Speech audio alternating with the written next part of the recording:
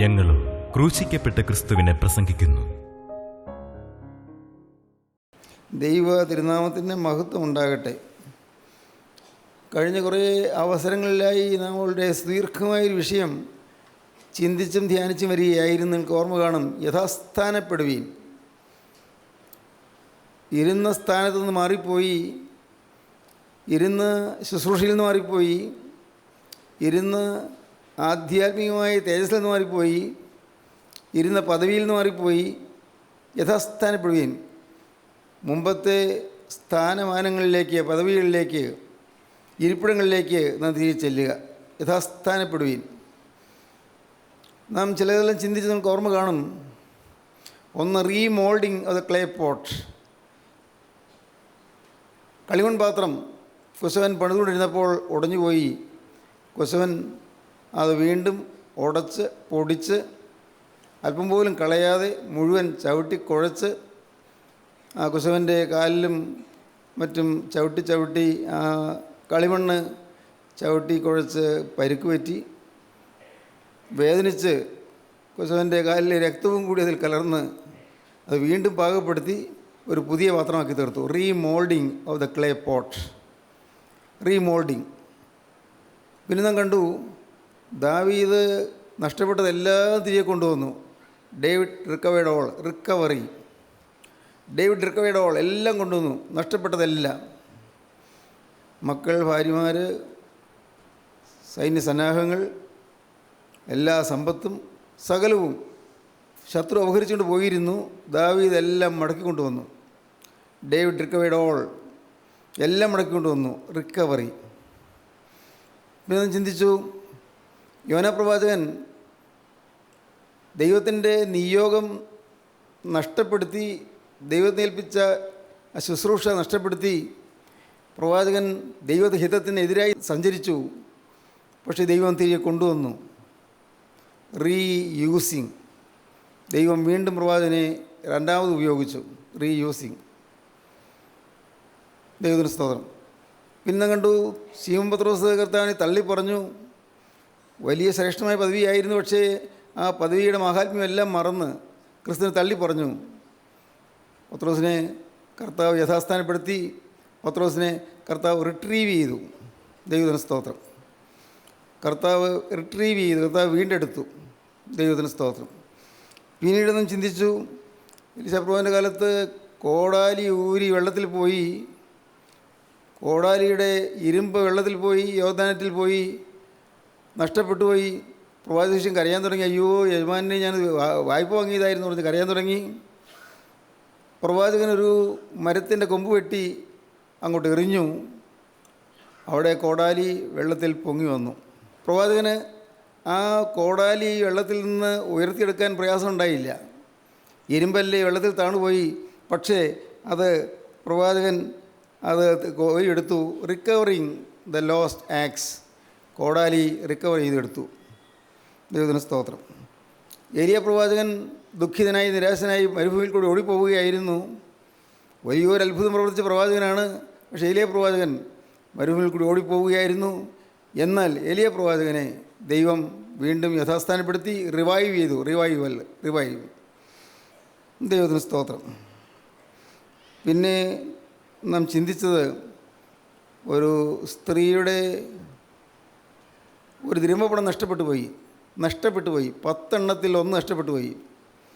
തലയിൽ അവൾ ഭർത്തൃവതിയാണ്, ഭർത്താവുള്ള സ്ത്രീയാണ് എന്ന് കാണിക്കുന്ന ആ ഒരു ലക്ഷണം സ്ഫുരിക്കുന്നതായ 10 രത്നങ്ങളുള്ള എയർ ബാൻഡ്, അത് ഒരെണ്ണം നഷ്ടപ്പെട്ടു പോയി. ആ സ്ത്രീ ദുഃഖിതയായി. അവൾ തിരഞ്ഞു നടന്നു. അത് തിരികെ എടുത്തു. റീഗെയിനിങ്. ദൈവത്തിന് സ്തോത്രം. റീഗെയിൻ ചെയ്തു. ഇന്ന് നാം ചിന്തിക്കാൻ പോകുന്നത് rebuilding of the temple at Jerusalem.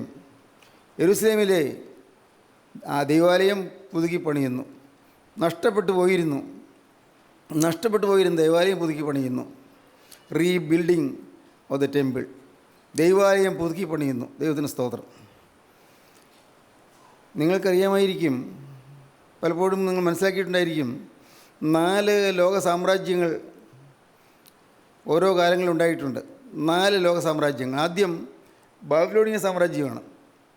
വിശ്രുതമായ Babylonian സാമ്രാജ്യം, ഇന്നത്തെ ഇറാഖിൻ്റെ ചില ഭാഗങ്ങൾ ഉൾപ്പെട്ട് നിൽക്കുന്ന ബാബിലോണിയൻ സാമ്രാജ്യം, അസീറിയൻ സാമ്രാജ്യം എന്നൊക്കെ പറയാം. ബാബിലോണിയൻ സാമ്രാജ്യം, അശ്ശൂർ എന്ന് വേദത്തിൽ പലപ്പോഴും പറയുന്നുണ്ടെന്ന് അറിയാമല്ലോ. ബാബിലോണിയൻ സാമ്രാജ്യം അന്ന് വളരെ പ്രതാപത്തിലായിരുന്ന കാലത്ത് അവിടെ ചക്രവർത്തി നെബൂഖദ്നേസർ രാജാവായിരുന്നു. നെബൂഖദ്നേസർ രാജാവ് ഈ യെരൂശലേമിൽ ചെന്ന് യെരൂശലേമിനെ ആക്രമിച്ച് യെരൂശലേമിൽ സ്ഥാപിച്ചിരുന്നതായി മനോഹരമായ ദൈവാലയം തകർത്ത് കളഞ്ഞു. ദേവാലയം തകർത്തു. ദേവാലയത്തിലെ വിശുദ്ധ ഉപകരണങ്ങൾ എല്ലാം ബാബിലോണിയയിലേക്ക് കൊണ്ടുപോയി എന്ന് മാത്രമല്ല, ദേവാലയത്തിൻ്റെ മതിലും കൂടി തകർത്ത് കളഞ്ഞു. ദേവാലയത്തിലുണ്ടായിരുന്ന യാഗപീഠവും തകർത്ത് കളഞ്ഞു. ബാബിലോണിയൻ സാമ്രാജ്യത്തിന് ശേഷം പിന്നെ വന്നത് പേർഷ്യൻ സാമ്രാജ്യമാണ്. നെബൂഖദ്നേസർ രാജാവിൻ്റെ പരാക്രമമുള്ള കാലത്തിന് ശേഷം പിന്നെ വന്ന രാജാവ് ബേൽഷസ്സർ രാജാവ് തീരെ ദുർബലനായിരുന്നു. ബേൽഷസ്സർ രാജാവിൻ്റെ കാലത്ത് പേർഷ്യൻ സൈന്യം, പാർസികൾ ബാബിലോണിയയിലേക്ക് ഇരച്ചു കയറി ബാബിലോണിയൻ സാമ്രാജ്യത്തിൻ്റെ ആധിപത്യം പേർഷ്യൻ സാമ്രാജ്യം ഏറ്റെടുത്തു. ആ പേർഷ്യൻ സാമ്രാജ്യത്തിൽ വളരെ പ്രധാനപ്പെട്ട ചക്രവർത്തിയായിരുന്നു സൈറസ് ചക്രവർത്തി. സൈറസ്, വേദത്തിൽ കോരസ് എന്ന് പറയും. സൈറസ്. വേറെ ചക്രവർത്തിയായിരുന്നു ഡേറിയസ് എന്ന് പറയും. ദാറിയൂസ്. വേദവസം പറയും ദാര്യാവേശ് എന്നാണ്. ദാര്യാവേശ്. വേറെ ചക്രവർത്തിയായിരുന്നു അർത്ഥശഷ്ട രാജാവ്. അർത്ഥശഷ്ട രാജാവ്. വേറെ ചക്രവർത്തിയായിരുന്നു സേർസസ്, അഹശ്വേരോസ് രാജാവ്. സേർസസ്, XERXES, അഹശ്വേരോസ് രാജാവ്. 127 സംസ്ഥാനങ്ങളുണ്ടായിരുന്നു അന്ന്. ആ സംസ്ഥാനങ്ങൾക്കെല്ലാം ഗവർണേഴ്സ് ഉണ്ടായിരുന്നു. ഈ ഗവർണേഴ്സ് ഓരോ നാട് ഭരിക്കും. എല്ലാവരും ചക്രവർത്തി കീഴ്പ്പെട്ടിരുന്നിരുന്നു. എന്നാൽ ആ സാമ്രാജ്യം അസ്തമിച്ചു. പിന്നീട് വന്ന സാമ്രാജ്യമാണ് റോമൻ സാമ്രാജ്യം. റോമൻ സാമ്രാജ്യത്തിൻ്റെ ആ ശോഭനമായ കാലത്ത്, സുവർണകാലത്താണ് കർത്താവായ യേശുക്രിസ്തു ബേത്ലഹേമിൽ ജനിക്കുന്നത്. ഇത്രയും പശ്ചാത്തലത്തിൽ നിങ്ങൾ മനസ്സിലാക്കുക ചരിത്ര വസ്തുതകൾ. കുട്ടികൾ സ്കൂളിലും കോളേജിലൊക്കെ പഠിക്കുന്ന, ഹിസ്റ്ററി പഠിക്കുന്ന കുട്ടികൾക്ക് ഇതൊക്കെ അറിയാം. ഈ ചക്രവർത്തിമാരുടെ ഭരണകാലമൊക്കെ അറിയാം, അവർ പഠിക്കുന്നുണ്ട്. ഈ വേദപുസ്തകത്തിലെ വാക്കുകൾ നമുക്ക് ഇന്നതിന് വ്യത്യസ്തമായി ദാര്യാവേശ് എന്നുള്ളത് അത് ഡേറിയസ് അല്ലെങ്കിൽ ഡാറിയൂസ് എന്ന് നാം കാണുമ്പോൾ നമുക്ക് അത്ഭുതം തോന്നും. നാം ഇന്ന് വേദപുസ്തകത്തിലെ കാര്യങ്ങൾ ശരിക്കും മനസ്സിലാക്കി കഴിയുമ്പോൾ ചരിത്രവുമായി ഒത്തുപോകുന്നു. വേദപുസ്തകം ചരിത്രത്തോട് ഒത്തുപോകുന്നു. വേദപുസ്തകം ഭൂമിശാസ്ത്രത്തോട് ഒത്തുപോകുന്നു. വേദപുസ്തകം ഭൂഗർഭഖനന ശാസ്ത്രത്തോട് ഒത്തുപോകുന്നു. ആർക്കിയോളജി, പുരാവസ്തു ഗവേഷണ ശാസ്ത്രത്തോട് അടുത്തു പോകുന്നു. ശാസ്ത്രീയമായ എല്ലാ കാര്യങ്ങളോടും വേദപുസ്തകം ചേർന്നാണ് പോകുന്നത്. വേദപുസ്തകം ഒരിക്കലും എതിരല്ല. ശാസ്ത്രം വളരും തോറും പുതിയ പുതിയ സത്യങ്ങൾ കണ്ടുപിടിക്കും. പക്ഷേ അത് എല്ലാം വേദപുസ്തകത്തിലുണ്ട് താനും. ഇത് വേദപുസ്തകം ശാസ്ത്രഗ്രന്ഥമല്ല. പക്ഷേ ഈ വേദപുസ്തകത്തിൽ നമുക്ക് ലഭിക്കുന്നതായ കാര്യങ്ങൾ ഓരോന്നും ചരിത്രവുമായിട്ട് യോജിച്ചു പോകുന്ന കാര്യങ്ങൾ തന്നെയാണ്. ചരിത്രത്തിലെ ഒരു വലിയ ഭയാനകമായ സംഭവമായിരുന്നു നെബൂഖദ്നേസർ രാജാവിൻ്റെ ആക്രമണം. ബാബിലോണിയൻ ചക്രവർത്തിയായ നെബൂഖദ്നേസർ യെരൂശലേമിലെ ദേവാലയം തകർത്തു കളഞ്ഞു. യഹൂദന്മാർ വർഷങ്ങളായി ആരാധിച്ചുകൊണ്ടിരുന്നതായ ദേവാലയം, യഹൂദന്മാർ ദൈവത്തെ ആരാധിച്ചിരുന്നതായ ദേവാലയം, അവരുടെ ജീവിതത്തിൻ്റെ ഉൾപ്പൊരുൾ മുഴുവൻ ചേർന്നിരിക്കുന്ന അനുഗ്രഹീതമായ ദൈവാലയം, അതെല്ലാം ദേവാലയത്തിൻ്റെ ഭാഗങ്ങളെല്ലാം ഇടിച്ച് നിരത്തി കളഞ്ഞു. വാതിലുകൾ ചുട്ടുകളഞ്ഞു. തീ കൊണ്ട് വെന്തുപോയി. യാഗപീഠങ്ങൾ ഇടിച്ചു കളഞ്ഞു. യാഗപീഠത്തിൻ്റെ കല്ലുകളെല്ലാം എറിഞ്ഞു കളഞ്ഞു. എല്ലാം ഉടച്ചു കളഞ്ഞു. ദേവാലയത്തിന് ചുറ്റുണ്ടായിരുന്ന മതിലും തകർത്ത് കളഞ്ഞു. വലിയ ദ്രോഹമാണ് നെബൂഖദ്നേസർ രാജാവ് ചെയ്തത്. പക്ഷേ നെബൂഖദ്നേസർ രാജാവ് ചെയ്യുന്നതിന് ഒരു 400 വർഷം മുൻപ് പ്രവാചകന്മാർ ഇതെല്ലാം പ്രവചിച്ചിട്ടുണ്ടായിരുന്നു. പ്രവാചകന്മാർ അത് മുൻകൂട്ടി പറഞ്ഞിട്ടുണ്ടായിരുന്നു. യെരമ്യാ പ്രവാചകൻ്റെ പുസ്തകം വായിക്കുമ്പോഴും ദാനിയേൽ പ്രവാചകൻ്റെ പുസ്തകം വായിക്കുമ്പോഴും എല്ലാം വ്യക്തമായിട്ട് അറിയാം ഈ യെരൂശലേം നശിക്കുമെന്ന്. മുൻകൂട്ടി അരുളപ്പാട് കൊടുത്തിരുന്നു. ദൈവം പ്രവാചക മുഖാന്തരം അന്നത്തെ ജനത്തിന് അരുളപ്പാട് കൊടുത്തിരുന്നു. ആ ജനം ആ അരുളപ്പാടുകൾ വിശ്വസിച്ചില്ല. വരാൻ പോകുന്ന കാര്യങ്ങൾ ദൈവം പറഞ്ഞത് ജനം വിശ്വസിച്ചില്ല. ഇന്നും അങ്ങനെയാണ്. വരാൻ പോകുന്ന കാര്യങ്ങൾ നാം കേൾക്കുന്നു, വചനത്തിൽ വായിക്കുന്നു. പക്ഷേ നമ്മിൽ പലരും അതൊന്നും അംഗീകരിക്കുന്നില്ല, വിശ്വസിക്കുന്നില്ല. നമ്മുടെ ഈ ചെറിയ ബുദ്ധിയിൽ ഒതുങ്ങുന്നില്ല. അത് ശരിയാണ്. ഒരു കാലത്ത് ഭൂമി മനുഷ്യരുടെ വർഷത്തെ കൊണ്ട് നിറഞ്ഞപ്പോൾ ഈ ഭൂമിയെ ജീവനുള്ള ദൈവം വെള്ളം കൊണ്ട് കഴുകി. അതാണ് നോഹയുടെ കാലത്തുണ്ടായ ജലപ്രളയം. ഭൂമി മുഴുവൻ വഷളായിപ്പോയി, മുഴുവൻ അഴുക്കായിപ്പോയി. വലിയൊരു സാൻമാർഗികമായ അധപതനത്തിൻ്റെ കാലമായിരുന്നു. എല്ലാവരും വഷളന്മാരായി തീർന്നു. എല്ലാവരും രാജകൊട്ടാരം മുതൽ പ്രജകൾ വരെ സകലമാന മനുഷ്യരും ലൈംഗിക അരാജകത്വത്തിന് അടിമകളായി തീർന്നു. കൊള്ളരുതാത്ത ജീവിതം തുടങ്ങി. ഉൽപ്പത്തി പുസ്തകം 8-ാം അധ്യായം വായിക്കുമ്പോൾ നമുക്ക് കാണാം, 6-ാം അധ്യായത്തിൽ തുടങ്ങുന്നതല്ല. ദൈവത്തിന് സ്തോത്രം. പ്രിയപ്പെട്ടവരെ, എന്നതുപോലെ ഇന്ന് ഈ ലോകം അശുദ്ധി കൊണ്ട് നിറഞ്ഞിരിക്കുകയാണ്, തിന്മ നിറഞ്ഞിരിക്കുകയാണ്. ബലാത്സംഗങ്ങൾ, കൊലപാതകങ്ങൾ, ആത്മഹത്യകൾ. കൊച്ചുകുട്ടികൾ പോലും ഇന്ന് പ്രേമക്കുരുക്കൾപ്പെട്ട് അഴലുന്നു, ഉഴലുന്നു. കൊച്ചുകുട്ടികൾ 7-ലും 8-ലും 9-ലൊക്കെ പഠിക്കുന്ന കുട്ടികൾ ഇന്ന് അവർക്ക് ഓരോരുത്തർക്കും ഓരോ ബോയ് ഫ്രണ്ട് ഉണ്ട്, അല്ലെങ്കിൽ ഗേൾ ഫ്രണ്ട് ഉണ്ട്. അങ്ങനെയൊക്കെ ആയിപ്പോയി, നശിച്ചുകൊണ്ടിരിക്കുകയാണ്. കുട്ടികൾ അറിയുന്നില്ല, പാവങ്ങൾ, അവർക്ക് അറിഞ്ഞുകൂടാ. അവരുടെ ഹൃദയത്തിൽ വരുന്ന വികാരത്തിൻ്റെ വേലിയേറ്റത്തിൽ തിന്മകളിലേക്ക് അങ്ങനെ കൂപ്പുകുത്തുന്നു. നഷ്ടം. പ്രിയപ്പെട്ടവരെ, എന്നാൽ ഈ അതിക്രമം പെരുകി വരുന്ന ഒരു സമയത്ത് ദൈവം ഇനി ഈ ഭൂമിയെ നശിപ്പിക്കും. എങ്ങനെ? തീ കൊണ്ട് കഴുകിയെടുക്കും. ഈ ഭൂമിയെ തീ കൊണ്ട് കഴുകും. ഭൂമി മുഴുവൻ കത്തിപ്പോകും എല്ലാം. അതാണ് വേദപുസ്തകം പറയുന്നത്. 1-ാം നൂറ്റാണ്ടിൽ തന്നെ പത്രോസ്ലീഹ എഴുതി, ആകാശം കൊടുമുഴക്കത്തോടെ ഒഴിഞ്ഞു പോകുമെന്ന്. കൊടുമുഴക്കത്തോടെ ഭൂമിയിലുള്ള പണികളും വെന്തു പോകുകയും ചെയ്യുമെന്ന്. 2 പത്രോസ് 3-ാം അധ്യായം 12-ാം വാക്യം വായിക്കുമ്പോൾ കാണാം. ആകാശവും ഇന്ന് കാണുന്ന ഈ അന്തരീക്ഷം എല്ലാം തകർന്നു പോകും, എല്ലാം കത്തിപ്പോകും. ആകാശം കൊടുമുഴക്കത്തോടെ ഒഴിഞ്ഞു പോകും. മൂലപദാർത്ഥങ്ങൾ വെന്തുപോകും, എല്ലാം കത്തി അഴിയും. ഭൂമിയും അതിലുള്ള പണികളും വെന്തു പോകുകയും ചെയ്യും. ആകാശം ചുട്ടഴിയുവാനും മൂലപദാർത്ഥങ്ങൾ വെന്തുരുവാനുമുള്ള ദൈവദിവസത്തിൻ്റെ വരവ് കാത്തിരുന്നും ബന്ധപ്പെടുത്തിയും കൊണ്ട് നിങ്ങൾ എത്ര വിശുദ്ധ ജീവിതവും ഭക്തിയുള്ളവരായിരിക്കണമെന്നാണ് പത്രോസ് പറയുന്നത്. വിശുദ്ധ ജീവിതവും ഭക്തിയുള്ളവരായിരിക്കേണ്ടതാണ്. ദൈവത്തിന് സ്തോത്രം. പ്രിയപ്പെട്ടവരെ, അധർമ്മം പെരുകുന്നൊരു കാലം വന്നിരിക്കുന്നു. അവിശ്വാസം നടമാടുന്നു. പലരും ക്രിസ്ത്യാനികളെന്ന് പേര് പറയുന്ന അനേകരും കർത്താവായ യേശുവിനെ വിശ്വസിക്കുന്നില്ല. ക്രിസ്ത്യൻ 2-ാമത്തെ വരവ് വിശ്വസിക്കുന്നില്ല. 1-ാമത്തെ വരവ് എന്തിനാണെന്ന് അറിഞ്ഞുകൂടാ. കുർബാന ചൊല്ലുന്നുണ്ട്, പ്രാർത്ഥനകൾ നടത്തുന്നുണ്ട്, പ്രസംഗങ്ങൾ നടത്തുന്നുണ്ട്. അതെല്ലാം മുറയ്ക്ക് നടക്കും. അറിവിൻ്റെ പ്രസംഗങ്ങൾ, ജ്ഞാനത്തിൻ്റെ പ്രസംഗങ്ങൾ. എന്നാൽ അനുഭവം ഇല്ലാതെ പോയിരിക്കുന്നു. അനുഭവമുള്ള യേശുക്രിസ്തുവായിട്ട് സജീവ ബന്ധമുള്ള വചനശുശ്രൂഷകളിൽ നിന്ന് നിലച്ചു പോയിരിക്കുന്നു. ഇന്നത്തെ അസാൻമാർഗികമായ നാശത്തിന്, അപകടത്തിന് വഴിയൊരുക്കുന്നതായ അനേകം കാര്യങ്ങൾ ലോകത്ത് നടന്നുകൊണ്ടിരിക്കുന്ന നാം കാണുന്നു. അതെല്ലാം നാം മൗനമായി സഹിച്ചുകൊണ്ടിരിക്കുന്നു. പ്രിയപ്പെട്ടവരെ, എല്ലാം തകർന്നു പോകുന്നൊരു കാലം വരും. ഇതെല്ലാം സംഭവിക്കാൻ പോകുന്ന കാര്യങ്ങളാണ്. എന്നാൽ ഇവിടെ യെശയ്യായുടെ പുസ്തകത്തിൽ നാം കാണുന്ന പ്രത്യേകത എന്താണെന്നറിയാമോ? അവിടെ തകർന്നു പോയ യെരൂശലേം ദേവാലയം പുതുക്കി പണിയുന്നു. തകർന്നു പോയിരുന്നു, പക്ഷേ യെരൂശലേം ദേവാലയം പുതുക്കി പണിയുന്നു. അത് പുതിയ നിയമത്തിലേക്ക് വരുമ്പോഴേ അതിൻ്റെ അർത്ഥം മുഴുവൻ മനസ്സിലാക്കുകയുള്ളൂ. കൊരിന്ത്യർക്കെഴുതിയ 1-ാമത്തെ ലേഖനം 3-ാം അധ്യായം 16-ാം വാക്യം വായിക്കുമ്പോഴും 1 കൊരിന്ത്യർ 6-ാം അധ്യായം 19-ാം വാക്യം വായിക്കുമ്പോഴും നമുക്ക് മനസ്സിലാകും ഏതാണ് ഈ ആലയം. ഈ ആലയം യെരൂശലേം ദേവാലയം അക്ഷരീയമായ ദേവാലയമാണ്, പള്ളിയാണ്. പക്ഷേ ഇവിടെ വാസ്തവത്തിൽ ആലയം പ്രതിനിധാനം ചെയ്യുന്നത് എന്തിനെയാണ്? ആലയം പ്രതീകവൽക്കരിക്കുന്ന എന്തിനെയാണ്? ആലയം സിംബലൈസ് ചെയ്യുന്നത് എന്തിനെയാണ്? ആലയം നമ്മെ തന്നെയാണ്. ഞാനാണ് ദൈവത്തിൻ്റെ ആലയം. നാം ഓരോരുത്തരുമാണ് ദൈവത്തിൻ്റെ ആലയം. നാം ഓരോരുത്തരും ദൈവത്തിൻ്റെ ആലയമാണ്, ദൈവത്തിൻ്റെ പള്ളിയാണ്. ഈ പള്ളിയിൽ നിന്ന് സുഗന്ധധൂപം പൊങ്ങിക്കൊണ്ടിരിക്കേണ്ടതാണ്. സുഗന്ധധൂപം, സ്തുതി. ഈ ദേവാലയത്തിൽ നിന്ന് സ്തുതി ഉയർന്നുകൊണ്ടിരിക്കേണ്ടതാണ്. നാം ഓരോരുത്തരാണ് ദൈവാലയം. നമ്മുടെ ഓരോ അവയവവും ദൈവാലയത്തിൻ്റെ ഭാഗങ്ങളാണ്. ദേവാലയത്തിൽ പൂജ അർപ്പിക്കുന്നത് പോലെ, അല്ലെങ്കിൽ വിശുദ്ധ കുർബാന അർപ്പിക്കുന്നത് പോലെ, അല്ലെങ്കിൽ ആരാധന നടത്തുന്നത് പോലുള്ളതായ ഏറ്റവും സംശുദ്ധമായ അനുഭവമാണ് നമുക്ക് കിട്ടേണ്ടത്. അതാണ് നമുക്ക് ലഭിക്കേണ്ടത്. അത് പക്ഷേ ഇന്ന് നഷ്ടപ്പെട്ടു പോയിരിക്കുകയാണ്.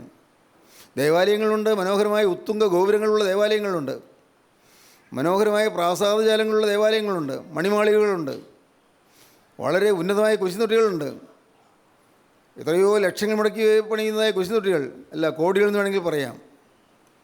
അതൊന്നും പഞ്ഞമില്ല. പക്ഷേ ഈ ദേവാലയത്തിൽ ഇന്ന് ആരാധനയുണ്ടോ? ഹൃദയമാകും ദേവാലയം ഇന്ന് ആരാധനയില്ലാതായി തീർന്നിരിക്കുകയാണ്. നമുക്ക് വായിക്കാം 1 കൊരിന്ത്യർ 3:16. നിങ്ങൾ ദൈവത്തിൻ്റെ മന്ദിരമെന്നും ദൈവത്തിൻ്റെ ആത്മാവ് നിങ്ങളിൽ വസിക്കുന്നുവെന്നും അറിയുന്നില്ലയോ? ദൈവത്തിൻ്റെ മന്ദിരം നശിപ്പിക്കുന്നവനെ ദൈവം നശിപ്പിക്കും. നിങ്ങളാണ് ദൈവത്തിൻ്റെ മന്ദിരം, നിങ്ങൾ ദൈവത്തിൻ്റെ മന്ദിരമെന്നും ദൈവത്തിൻ്റെ ആത്മാവ് നിങ്ങളിൽ വസിക്കുന്നുവെന്നും അറിയുന്നില്ലയോ? ദൈവത്തിൻ്റെ മന്ദിരം നശിപ്പിക്കുന്നവനെ ദൈവം നശിപ്പിക്കും. ഇന്ന് ഇംഗ്ലീഷിൽ വേദപുസ്തകത്തിൽ അത് പറയുന്നത് ദൈവത്തിൻ്റെ മന്ദിരം അശുദ്ധമാക്കുന്നതിനെ ദൈവം നശിപ്പിക്കുമെന്നാണ്. I will destroy him the defileth my temple. I will destroy him, ഞാനവനെ നശിപ്പിക്കും. ആരെ? ഡിഫൈലത്ത് മൈ ടെമ്പിൾ, എൻ്റെ ആലയത്തെ അശുദ്ധമാക്കുന്നത് ഞാൻ നശിപ്പിക്കും. I will destroy him the defileth my temple, എൻ്റെ ആലയത്തെ അശുദ്ധമാക്കുന്നതിനെ ഞാൻ നശിപ്പിക്കും. ഈ ആലയം വിശുദ്ധമല്ല. അതാണ് അടുത്ത വാക്യം. ദൈവത്തിൻ്റെ ആലയം വിശുദ്ധമല്ലോ. ദൈവത്തിൻ്റെ മന്ദിരം വിശുദ്ധമല്ലോ. ദൈവത്തിൻ്റെ മന്ദിരം വിശുദ്ധമല്ലോ. പ്രിയപ്പെട്ടവരെ നോക്കൂ, ഈ ആലയം പുതുക്കി പണി എന്തിനാണ്? വിശുദ്ധാലയമായി തീരാനാണ്. ഇടിഞ്ഞു പൊളിഞ്ഞ് കിടക്കുകയാണ്, നശിച്ച് കിടക്കുകയാണ്. ആലയത്തിലെ ഓരോ ഭാഗവും അശുദ്ധി നിറഞ്ഞിരിക്കുകയാണ്. നോക്കൂ, നമ്മുടെ ശരീരത്തിൽ കണ്ണുകൾ വിശുദ്ധമാണോ? ഈ കണ്ണിൽ അഹങ്കാരം സ്ഫുരിക്കുന്നുണ്ടോ? കണ്ണിൽ സ്വാർത്ഥത നിഴലിക്കുന്നുണ്ടോ? കണ്ണിൽ ദ്രവ്യാഗ്രഹം നിഴലിക്കുന്നുണ്ടോ? കണ്ണിൽ അസൂയ നിഴലിക്കുന്നുണ്ടോ? കണ്ണിൽ അശുദ്ധി നിഴലിക്കുന്നുണ്ടോ? അശുദ്ധി നിറഞ്ഞ കണ്ണുകൾ, അശുദ്ധി കാണാൻ ബന്ധപ്പെടുന്ന കണ്ണുകൾ. പ്രിയപ്പെട്ടവരെ, നിങ്ങൾ കേട്ട് വിട്ടുപോയാൽ പോരാ. ഇത് വെറുതെ കേട്ടിട്ട് പോയിട്ട് കാര്യമില്ല. നിങ്ങൾ ചിന്തിക്കണം. ഇന്ന് നിങ്ങൾ ചിന്തിച്ചില്ലെങ്കിൽ ചിന്തിക്കുന്നൊരു സമയം വരും. വ്യക്തമായിട്ടാണ് പറയുന്നത്. ഇന്ന് നിങ്ങൾ ചിന്തിക്കുന്നില്ലെങ്കിൽ ചിന്തിക്കുന്നൊരു സമയം വരും. പക്ഷേ അത് ലേറ്റായി പോകും. അന്ന് ചിന്തിച്ചതുകൊണ്ട് പ്രയോജനമില്ലാതായി തീരും. ഇന്ന് പിശാചിന് നമ്മുടെ അവയവങ്ങൾ വിട്ടുകൊടുത്തിരിക്കുകയാണ്. അനേകർ. സ്നേഹിതരെ, നിങ്ങൾ ആലോചിച്ച് നോക്കൂ, നിങ്ങളുടെ ജീവിതം പിശാചിന് വിട്ടുകൊടുത്തിരിക്കുകയാണോ? നിങ്ങളുടെ കണ്ണുകളിൽ പിശാച് പ്രവർത്തിക്കുന്നുണ്ടോ? കണ്ണിൻ്റെ നോട്ടം വിശുദ്ധമാണോ? ആ കണ്ണിൻ്റെ നോട്ടം എളിമയുള്ളതാണോ? കണ്ണിൻ്റെ നോട്ടം സ്നേഹമുള്ളതാണോ? വിനയമുള്ള സ്നേഹം, ദൈവസ്നേഹമുള്ളതായ കണ്ണ് അത് നമ്മുടെ കണ്ണിൽ നിഴലിക്കുന്നുണ്ടോ? അഹങ്കാരം സ്ഫുരിക്കുന്നതായ നോട്ടങ്ങൾ. ഞാൻ സദൃശവാക്യങ്ങളുടെ പുസ്തകത്തിൽ നിന്നൊരു ഭാഗം വായിച്ചു. 30-ാം അധ്യായം 10-ാം വാക്യം മുതൽ വായിക്കുമ്പോൾ കാണാം. 30-ാം അധ്യായം 10-ാം വാക്യം മുതലും പിന്നീട് 17-ാം വാക്യം വായിക്കുമ്പോൾ കാണാം. നമുക്ക് വായിച്ച് കേൾക്കാം. സദൃശവാക്യം 30-10 വാക്യം. ദാസനെക്കുറിച്ച് യജമാനോട് ഏഷണി പറയരുത്. അവൻ നിന്നെ ശപിപ്പാനും നീ കുറ്റക്കാരനായി തീരുവാനും ഇടവരരുത്. അപ്പനെ ശപിക്കുകയും അമ്മയെ അനുഗ്രഹിക്കാതിരിക്കുകയും ചെയ്യുന്ന ഒരു തലമുറ. അപ്പനെ ശപിക്കുന്നു, അപ്പനെ പേരാകുന്നു, അപ്പനൊരു ശല്യമായിട്ട് തോന്നുന്നു, അപ്പനെ പേരാകുന്നു. അപ്പനെ ശപിക്കുകയും അമ്മയെ അനുഗ്രഹിക്കാതിരിക്കുകയും ചെയ്യുന്ന ഒരു തലമുറ. തങ്ങൾക്ക് തന്നെ നിർമ്മലരായി തോന്നുന്നവരും. അവർക്ക് തങ്ങൾക്ക് തന്നെ നിർമ്മലരായി തോന്നുകയാണ്. പ്രിയപ്പെട്ടവരെ, ഞാൻ നിങ്ങൾ പറയട്ടെ, അനേകം കുട്ടികൾ അവരുടെ ചെറുപ്രായത്തിൽ അപ്പനോടും അമ്മയോടും വലിയ സ്നേഹമാണ്, വാത്സല്യം നിറഞ്ഞൊഴുകുന്ന അപ്പൻ്റെ അമ്മയുടെ പെരുമാറ്റം കൊണ്ടവർ അങ്ങ് ഉള്ളിൽ ചേർന്നവരോട് പറ്റി സ്നേഹിച്ച് നിൽക്കുകയാണ്. എന്നാൽ കുറച്ചുകൂടി പ്രായമായി ഒരു കൗമാര പ്രായത്തിലേക്ക് എത്തുമ്പോൾ ഈ അപ്പനും അമ്മയും അവരുടെ ഒന്നാമത്തെ ശത്രുക്കളായി മാറും. അപ്പനും അമ്മയും പറഞ്ഞു കൊടുക്കുന്നത് അവർക്ക് വിലങ്ങടിയാണെന്ന് അവർക്ക് തോന്നുന്നു. അവർക്ക് ഒരു വേലിക്കെട്ട് വയ്ക്കുകയാണെന്ന് തോന്നുന്നു. അവർ ജയിലിടുകയാണെന്ന വിചാരം. അപ്പനും അമ്മയും അത് കഴിഞ്ഞാൽ അധ്യാപകരും ആ കുട്ടികളുടെ ശത്രുക്കളാണെന്ന് തോന്നുന്നു അവർക്ക്. യൗവന പ്രായത്തിലേക്ക് വരുമ്പോൾ അവർക്ക് അപ്പനോടുള്ള സ്നേഹവും അമ്മയോടുള്ള സ്നേഹവും മാറി ദി അതർ സെക്സ്. ആൺകുട്ടിക്ക് പെൺകുട്ടിയോടും പെൺകുട്ടിക്ക് ആൺകുട്ടിയോടുള്ളതായ സ്നേഹമായി മാറി അതർ സെക്സ്. പ്രിയപ്പെട്ടവരെ, ഇങ്ങനെ ആ കാലങ്ങളിലുണ്ടായ സ്വഭാവ പരിണാമം കണ്ണുകളിൽ നിഴലിക്കുന്നു. അപ്പനെ ശപിക്കുന്നു. ശല്യമായല്ലോ ഈ മനുഷ്യൻ. അമ്മ എപ്പോഴും വിലങ്ങുകയാണല്ലോ, എന്തും എപ്പോഴും പ്രാർത്ഥിക്കുകയോ ഏത് ദിവസം വായിക്കുകയോ പഠിക്കുക എന്നൊക്കെ പറയുന്നു. അമ്മ ശല്യമായല്ലോ. അപ്പനെ ശപിക്കുകയും അമ്മയെ അനുഗ്രഹിക്കാതിരിക്കുകയും ചെയ്യുന്ന ഒരു തലമുറ, അശുദ്ധി കഴുകിക്കളയാത്തവരുമായ ഒരു തലമുറ. അശുദ്ധി കഴുകിക്കളയുന്നില്ല. അവർക്ക് അശുദ്ധി കഴുകിക്കളയാൻ അമ്മയും അപ്പനും ഉപദേശിക്കുന്നുണ്ട്. അവർ കഴുകിക്കളയുകയില്ല. അശുദ്ധി കഴുകിക്കളയാത്തൊരു തലമുറ. അയ്യോ, ഈ തലമുറയുടെ കണ്ണുകൾ എത്ര ഉയർന്നിരിക്കുന്നു. ഈ തലമുറയുടെ കണ്ണുകൾ എത്ര ഉയർന്നിരിക്കുന്നു. അഹങ്കാരം കൊണ്ട് നിറഞ്ഞ കണ്ണുകളാണ്. തലമുറയുടെ കണ്ണുകൾ എത്ര ഉയർന്നിരിക്കുന്നു. അവരുടെ കണ്ണിമകൾ എത്ര പൊങ്ങിയിരിക്കുന്നു. അഹങ്കാരവും ധിക്കാരവും നിഴലിക്കുന്നതായ നോട്ടങ്ങൾ. അപ്പൻ്റെ നേരെയാണെങ്കിലും അധ്യാപകരുടെ നേരെയാണെങ്കിലും ധിക്കാരപൂർവ്വമാണ് പെരുമാറ്റങ്ങൾ. അഹങ്കാരത്തോടെയാണ്. എല്ലാവരും അങ്ങനെയാണെന്നല്ല കേട്ടോ ഞാൻ പറഞ്ഞത്. എല്ലാവരും അങ്ങനെയല്ല. നല്ല കുട്ടികളുണ്ട്, നമ്മുടെ കൂട്ടത്തിൽ തന്നെയുണ്ട്. അനേകരും എന്നാൽ അപ്പനെയും അമ്മയെയും ശപിക്കുകയും പിരാകുകയും ചെയ്യുന്ന മക്കൾ, അധ്യാപകരെ വെറുക്കുന്ന മക്കൾ, അധ്യാപകരെ പരിഹസിക്കുന്ന മക്കൾ. പ്രിയപ്പെട്ടവരെ, വീണ്ടും വായിക്കുമ്പോൾ കാണാം ദൈവത്തിന് സ്തോത്രം. വായിക്കാം 17 വാക്യം. അപ്പനെ പരിഹസിക്കുകയും അപ്പനെ പരിഹസിക്കുകയും അമ്മയെ അനുസരിക്കാതിരിക്കുകയും ചെയ്യുന്ന കണ്ണിനെ, അമ്മയെ അനുസരിക്കാതിരിക്കുകയും ചെയ്യുന്ന കണ്ണിനെ, തോട്ടരുകത്തെ കാക്ക കൊത്തിപ്പറിക്കുകയും ഓട്ടറിയത്തേക്കാക്ക ആ കണ്ണ് കൊത്തിപ്പറിക്കും, കഴുകൻ കുഞ്ഞുങ്ങൾ തിന്നുകയും ചെയ്യും. കണ്ണ് കഴിയും കുഞ്ഞുങ്ങൾ തിന്നുകയും ചെയ്യും. എന്താണ് ഈ പറഞ്ഞത്? കഴിയും കുഞ്ഞുങ്ങളും തുടരുത്തേക്കാക്കയും പിശാചിൻ്റെ ദുരാത്മാക്കളുടെ പ്രതീകമാണ്. ദുരാത്മാക്കൾ പിടികൂടും. നമ്മുടെ ഓരോ അവയവവും നാവ് എങ്ങനെയാണ് ഉപയോഗിക്കുന്നു? നാവ് സ്നേഹത്തിൻ്റെ വാക്കുകളാണോ തരുന്നത്? മധുര വാക്കുകളാണോ? ഒന്ന് ചിന്തിക്കൂ, ഒരു നിമിഷം ചിന്തിക്കൂ. ദൈവത്തിന് സ്തോത്രം. വളരെ ലളിതമായ കാര്യം പറയാം. നിങ്ങൾ ഒരിടത്ത് ജോലി ചെയ്യുന്നു, ഔദ്യോഗികമായി ജോലി ചെയ്യുകയാണ്. ആ ജോലി നിങ്ങൾക്ക് തന്ന ജോലിയുടെ ഉടമസ്ഥനെ നിങ്ങൾ പരിഹസിച്ചുകൊണ്ട് പരസ്പരം സംസാരിക്കുന്നു എന്നാൽ എത്രയോ ഭയാനകമാണ്. കൂട്ടായ്മയിലുള്ളവർ തന്നെയാണ് ഈ പറയുന്നത്, കൂട്ടായ്മയിലുള്ളവരുടെ കാര്യമായി പറയുന്നത്.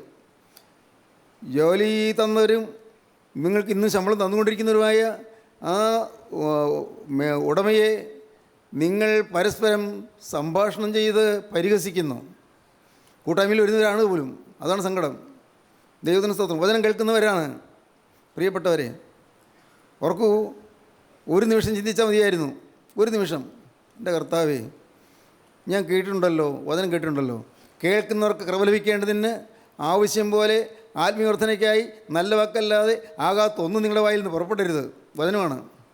കേൾക്കുന്നവർക്ക് കൃപ ലഭിക്കണം. ഞങ്ങൾ രണ്ടുപേരും സംസാരിച്ചപ്പോൾ കേൾക്കുന്നവർക്ക് കൃപ ലഭിച്ചോ? ചിന്തിക്കണം. കേൾക്കുന്നവർക്ക് കൃപ ലഭിക്കേണ്ടതിന് ആവശ്യം പോലെ ആത്മീയ വർദ്ധനയ്ക്കായി നല്ല വാക്കല്ലാതെ ആകാത്ത ഒന്നും നിങ്ങളുടെ വായിൽ നിന്ന് പുറപ്പെടരുത്. ദൈവത്തിന് സ്തോത്രം. പ്രിയപ്പെട്ടവരെ, ഞാൻ ലളിതമായൊരു കാര്യം പറയാം. എനിക്ക് MA ഡിഗ്രി കിട്ടിക്കഴിഞ്ഞപ്പോൾ ആദ്യത്തെ അപ്പോയിൻറ്റ്മെൻറ്റ് പത്തനംതിട്ട കോളേജിലായിരുന്നു. പത്തനംതിട്ട കോളേജിൽ എന്നെ അപ്പോയിൻറ്റ് ചെയ്തു. എന്നാൽ ആ വർഷം തന്നെ കോലഞ്ചേരി കോളേജ് തുടങ്ങിയതുകൊണ്ട് എനിക്ക് കോലഞ്ചേരി കോളേജിലേക്ക് വരാൻ പറ്റി. ദൈവത്തിന് സ്തോത്രം. ഞാൻ ഓർക്കുകയാണ്, ആ സ്ഥാപനം ഉണ്ടാക്കിയ ഉടമകളോട് എനിക്ക് നന്ദിയുണ്ട്. പത്തനംതിട്ട കോളേജിൽ എനിക്ക് പഠിപ്പിക്കാം, ജോലി ചെയ്യാം. ഒരുപക്ഷേ കോലഞ്ചേരി കോളേജിനേക്കാൾ കുറച്ചുകൂടി ഉയർന്ന നിലവാരമുള്ള കോളേജാണ് താനും. പക്ഷേ ഞാൻ പിന്നെ ഈ വീട് വിട്ടങ്ങ് പോകണ്ടേ, അവിടെ പോയി താമസിക്കണ്ടേ. അമ്മ പ്രായമായി, അമ്മ ഇവിടെയുണ്ട്. എൻ്റെ ഭാര്യയ്ക്ക് അവിടെ സ്കൂളിൽ ജോലിയുണ്ട്. ഞാനും കൂടി പോയി കഴിഞ്ഞാൽ പിന്നെ അമ്മയ്ക്ക് ആരുണ്ട്? വാസ്തവത്തിൽ ഞാൻ ചിന്താക്കുഴപ്പത്തിലായിരുന്നു. എങ്കിലും കോളേജിൽ ജോലി ചെയ്യണമെന്നുള്ളതുകൊണ്ട് അവിടെ പോയി ജോലി ചെയ്യാൻ തീരുമാനിച്ചു. അപ്പോഴാണ് പെട്ടെന്ന് കോളേജിൻ്റെ അധികൃതർ എന്നോട് പറഞ്ഞത്, നീ എന്തിനാണ് അങ്ങോട്ട് പോകുന്നത്? ഇവിടെ ഉണ്ടല്ലോ, നമ്മുടെ കോളേജ് ഉണ്ടല്ലോ എന്ന് പറഞ്ഞു. ദൈവത്തിന് സ്തോത്രം.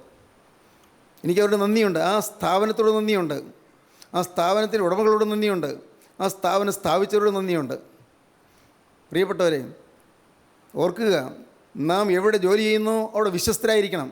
ഈ ശരീരത്തിൻ്റെ അവയവങ്ങൾ ഒരിക്കലും തിന്മയായതിനു വേണ്ടി ഉപയോഗിച്ചു പോകരുത്.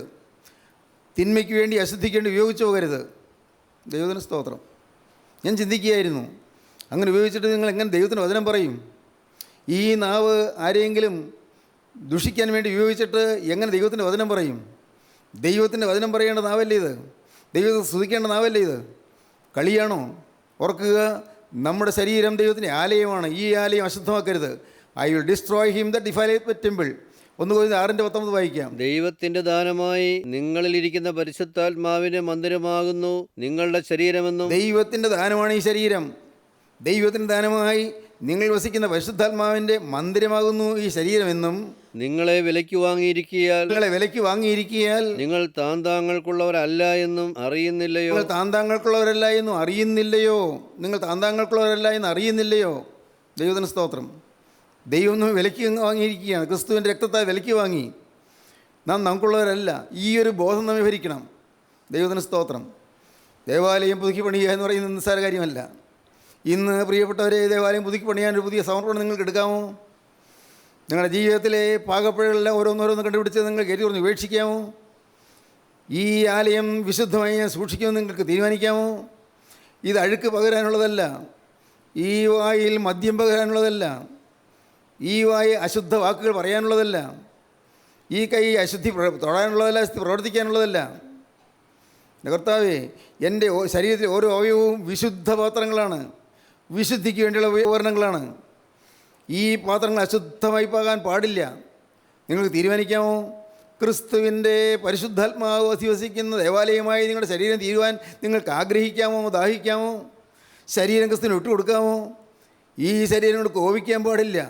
നാം പാത്രങ്ങൾ വലിച്ചെറിയുകയോ കതക് മുറുകി അടച്ച് പൊട്ടിക്കുകയോ ചെയ്യാൻ പാടില്ല. ദേഷ്യം സഹിക്കുക ചെയ്യാതെ ഭാര്യയോടോ അമ്മയോടോ കോപിക്കാൻ പാടില്ല. പ്രിയപ്പെട്ടവരെ, നാം ഓരോരുത്തരും വളരെ ശ്രദ്ധിച്ചു വേണം ഓരോ നിമിഷവും ജീവിക്കാൻ. കാരണം ഈ ആലയം പരിശുദ്ധമാണ്. ഈ ആലയം വിശുദ്ധമായി സൂക്ഷിച്ചു കൊള്ളണം. ഒരിക്കലും കോപിച്ചൊരു വാക്ക് പറയരുത്. ഒരിക്കലും ആരെയും ഉപദ്രവിക്കുന്നൊരു വാക്ക് പറയരുത്. ഒരിക്കലും ആരെയും കുറ്റപ്പെടുത്തുന്നൊരു വാക്ക് പറയരുത്. ഒരിക്കലും ആരെയും വേദനിപ്പിക്കുന്നൊരു വാക്ക് പറയരുത്. ഒരിക്കലും ആരെയും നൊമ്പരപ്പെടുത്തുന്നതായ വാക്ക് നമ്മുടെ ജീവിതത്തിൽ വരരുത്. ഒരു ചെറിയ കാര്യം പോലും വരരുത്. എപ്പോഴും സൂക്ഷിച്ചു കൊള്ളണം. കാരണം ഈ ആലയം ദൈവത്തിൻ്റെ മന്ദിരമാണ്. ദൈവത്തിന് സ്തോത്രം. ഈ ശരീരം ദൈവത്തിൻ്റെ മന്ദിരമാണ്.